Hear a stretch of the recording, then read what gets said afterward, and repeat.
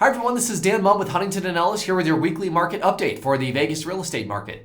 The past 7 days, we saw a total of 725 new listings come on the market and 934 which sold, bringing our total inventory down again to about 4,700 homes for sale. That represents about 1.2 months of inventory, which is very, very low. Actually, if you look at our historical numbers that I include in my emails, you'll see that's about the lowest point that we've seen in really the past year. Part of this might be seasonality. Of course, it is always interest rate driven. And as far as the market dynamics and what I'm seeing with our negotiating and our listing inventory, we're still seeing the same dynamic with a price standoff between buyers and sellers and really what I call threshold pricing.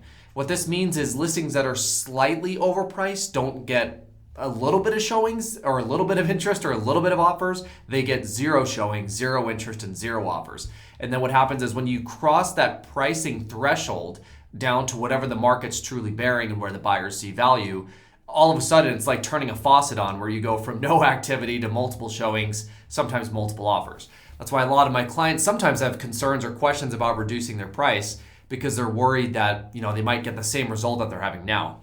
And of course that is possible, but the reality is when you get to the real market price where the buyers see value, where that affordability factor is in your favor, you see the faucet turn on, the demand pours in, and there's no shortage of buyers. That's really the one message that I can give you that might be helpful if you're considering selling a home.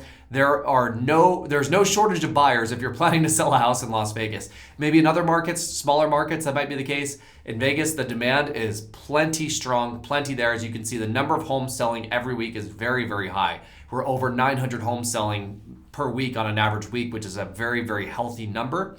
If your listing is not selling, it's really a function of the price.